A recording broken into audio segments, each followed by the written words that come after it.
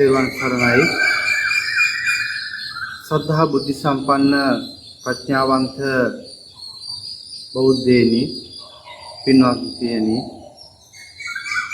අද මේ උතුම් වූ පොහෝ දිනය නිමිති කරගෙන ඔබ සමග වටිනා ගරු ගාම්භීර ධර්මතාවයක් ධර්ම දේශනාවක් කරන්නට මා මේ මොහොතේ සූදානම් වෙන්නේ. පින්වත්නි, අද දවසේ මේ දේශනාවට මූලික මාතෘකාව කරගන්නේ අරගලය කියන වචනේ. බෝසතෙක් ආර්යයන් වහන්සේ නමක් මේ ලෝකයට, මේ සමාජයට කළ යුතු අරගලයක් තිබෙනවා පින්වත්. උතුම් වූ මිනිස්සෙක් මේ සමාජයට කළ යුතු අරගලයක් තිබෙනවා පින්වත්. මේ උතුම් වූ මිනිස්සෙක් බෝසතෙක් ආර්යයන් වහන්සේ නමක් ආරම්භ කළ යුතු මේ අරගලයක් පිළිබඳව ඔබ සමග සාකච්ඡා කරන්නට, ඔබ සමග දේශනා කරන්නටයි මා මේ මොහොතේ සූදානම් වෙන්නේ. පින්වත්නි, මේ ලෝකේ කිසිවෙකුත් උපදිනකොට මිනිසෙක් වෙන්නේ නැහැ. මේ ලෝකේ උපදින සෑම සත්වයක්ම සත්වයෙක්. කොහොමද මේ සත්වයා බිහි වෙන්නේ? ශරීරය හැදිලා තියෙනවා ආපෝ, තේජෝ, වායෝ, පඨවි කියන සතර මහා ධාතුන්ගෙන්. හිත සකස් වෙලා තිබෙනවා රාගයෙන්, ද්වේෂයෙන්, මෝහයෙන්, එහෙම නැත්නම් මමත්වයෙන්, එහෙම නැත්නම් ලෝභ, ද්වේෂ, මෝහය වලින්. අපි සරලව සංසිද්ධ කරලා ගත්තොත් එහෙම අපිට ගන්නට පුළුවන් සෑම සත්වයකගේම හිත සකස් වෙලා තිබෙනවා රාග, ද්වේෂ, මෝහ වලින් කියලා. දැන් මේ රාග, ද්වේෂ, මෝහයි ආපෝ, තේජෝ, වායෝ, පඨවි කියන සතර මහා ධාතුන්ගේ මේ ශරීරයයි මේ දෙක එකට එකතු වෙලා පින්වත් මේ නාම රූප දෙන්න එකට එකතු වෙලා සත්වයක් බිහි වෙලා ඉන්නවා. මේ පදුණු සෑම සත්වයක්ම පින්වත් හිතන්නේ රාගය වෙනුවෙන්, හිතන්නේ ද්වේෂය වෙනුවෙන්, වැඩ කරන්නේ මෝහය වෙනුවෙන්. තමන්ගේ මුළු ජීවන චර්යාවම පින්වත් රැගෙන යන්නේ රාග, ද්වේෂ, මෝහ වෙනුවෙන්. පින්වත් මේ ලෝක ඉතිහාසයේ මේ රාගය වෙනුවෙන් මේ මහ පොළොවේ ලේ වැගුරුන් තරම් අනන්ත අප්‍රමාණයි පින්වත්. මේ මහා සාගරයේ ජලයට හා සමාන වෙන්නට පුළුවන්. බලය වෙනුවෙන් පින්වත්නි මේ මහ පොළොවේ ජීවිත මොනතරම් විනාශ වුණාද, ලේ වැගිරීම සිද්ධ වුණාද මේ ලෝක ඉතිහාසයේ දෙස හැරිලා බලන්න පින්වත්. මේ මොහොත වෙද්දිත් පින්වත් ලෝකේ රටවල් තවත් රටවල් ආක්‍රමණය කරන අයියේ මේ ද්වේෂය වෙනුවෙන්, මෝහය නිසා පින්වත්. ඒ නිසා පින්වත් මේ ලෝකේ කවර පුද්ගලයෙක් කුමන තනතුරකට කුමන තැනකටපත් වුණත් පින්වත් මේ ඒ පුද්ගලයා රාගයෙන් යුක්ත පුද්ගලෙක් නම්, ඒ පුද්ගලයා ද්වේෂයෙන් යුක්ත පුද්ගලෙක් නම්, ඒ පුද්ගලයා මෝහයෙන් යුක්ත පුද්ගලෙක් නම්, තවත් විදිහකට කියනවා නම් පින්වත් ඒ පුද්ගලයා සත්වයෙක් නම් ඔහුගෙන් මේ රටට, සමාජයට, මිනිස්සුන්ට, ආගමට, දහමට කිසිදු සෙතක් වෙන්නේ නැහැ පින්වත්. ඔහු සේවය කරන්නේ රාගය වෙනුවෙන්, ඔහු සේවය කරන්නේ ද්වේෂය වෙනුවෙන්, ඔහු වැඩ කරන්නේ ඔහුගේ මෝහය වෙනුවෙන් පින්වත්.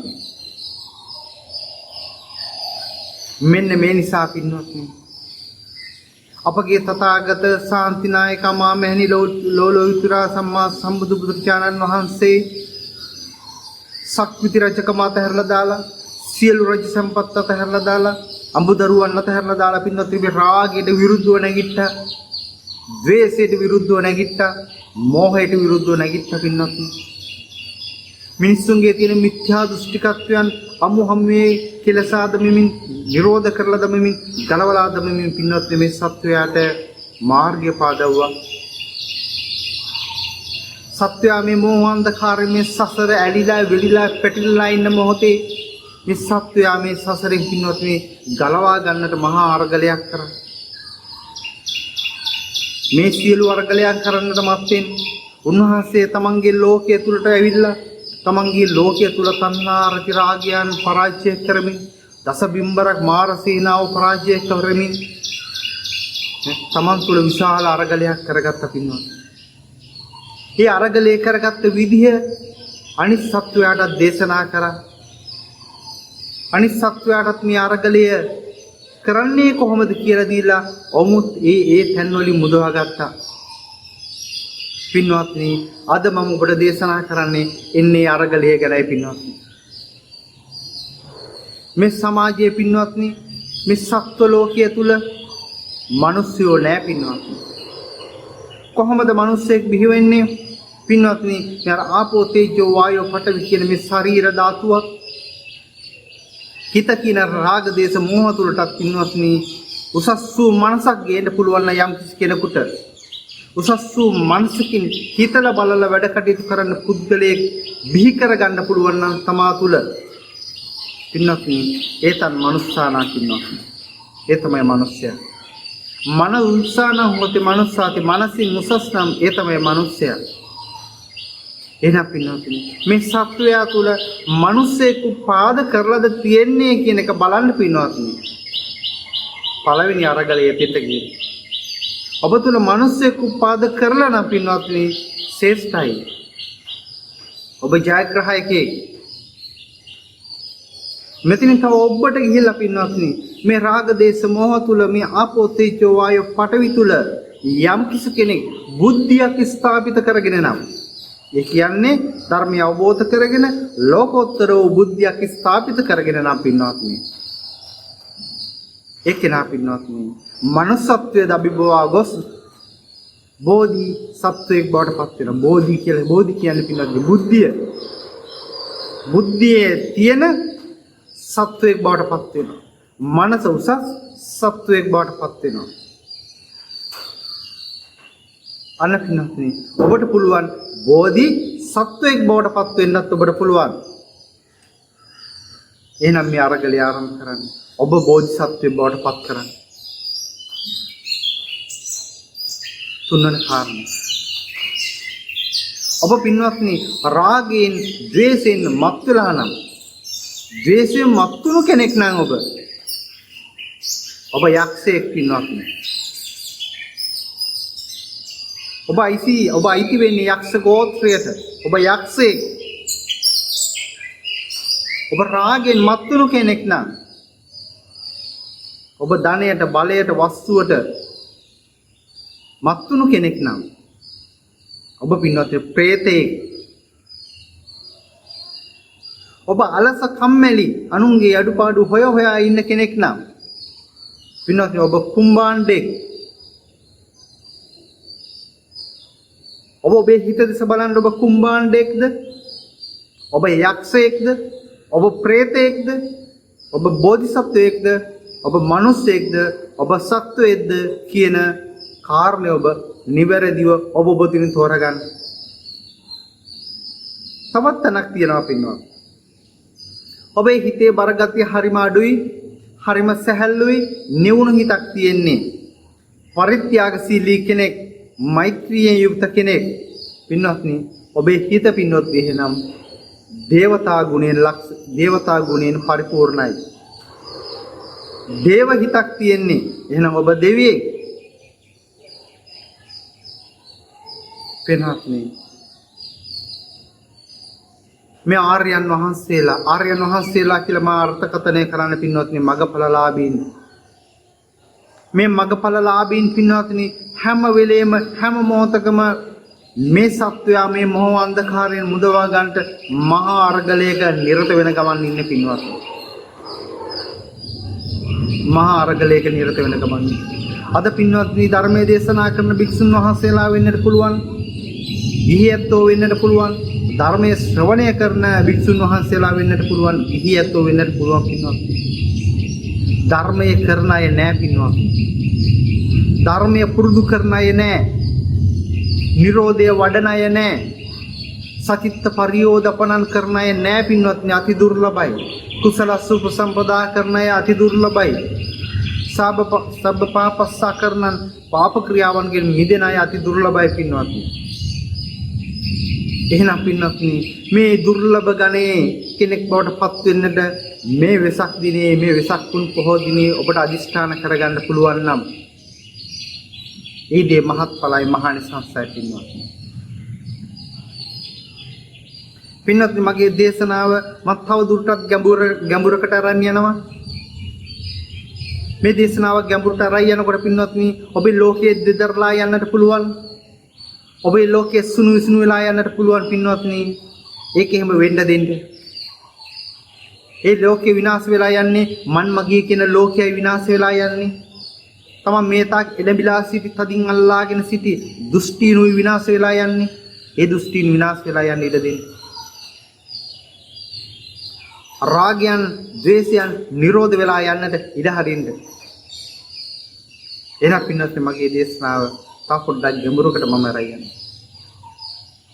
පින්වත්නි අද අපේ බෞද්ධයා තරම් මිත්‍යා දෘෂ්ටිකයක් තවක් නැති තැනට මේ උතුම් වූ බෞද්ධයා මහා මිත්‍යා දෘෂ්ටික බවට පත් වෙලා ඉන්නවා පින්වත්නි. බුදුරජාණන් වහන්සේ ආර්ය අෂ්ටාංගික මාර්ගය තුල සම්මා දිට්ඨිය නිවැරදි දැක්ම ඇති කරගන්න කිව්වා. නමුත් පින්වත්නි බෞද්ධයෝ තරම් මිත්‍යා දෘෂ්ටිකත්වයක් තියෙන අය අද නැති තරම් පින්වත්නි. ඒකට හේතුව තමයි මේ බුදුදහම ආගමක් විදිහට පිළිගැනීම. මේක ආගමක් නෙවෙයි දර්ශනයක්. මේක විශ්වාස කරන්නට ඕනේ නෑ. මේක පිළිගන්නට ඕනේ නෑ. මේක යදින්ද යාචිකා කරන්න ඕනේ නෑ පින්වත්නි. මේක ප්‍රඥාවට ගෝචර වෙන එකක්. ඒකයි ධම්ගුණ කියනකොට කියන්නේ. සම්දිට්ඨිකෝ අකාලිකෝ එහිපස්සිකෝ ඕපනයිකෝ පච්චත්ත වේදිතබ්බෝ විඤ්ඤෝහිති විඤ්ඤෝහිති. මේක ප්‍රඥාවට ගෝචර වෙන එකක් වෙනවා. එහෙනම් පින්වත්නි මේ දේ ප්‍රඥාවට ගෝචර කරගන්න. කොහොමද ප්‍රඥාවට ගෝචර කරගන්නේ? පින්වත්නි මේ ධර්මයේ මේ සත්‍ය මේ යථාර්ථය සොයාගෙන යන්න පටන් ගන්න. මනසින් කල්පනා කරන්න. ඔබ මල් පූජා කරනවා. ඒ අර්ථය මෙනෙහි කරමින්ද මල් පූජා කරන්නේ? පහන් පූජා කරනවා. අර්ථය මෙනෙහි කරලද පහන් පූජා කරන්නේ? චෛත්‍ය වන්දනා කරනවා.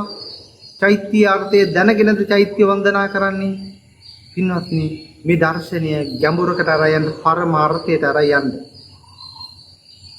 පින්වත්නි බුදු පිළිම වහන්සේ නමක් නෙළනවට වඩා මහත්ඵලයි මහනිසංසයි කෙනෙක්ගේ සිත තුළ බුද්ධිය කියන ගුණය රෝපණය කරන එක.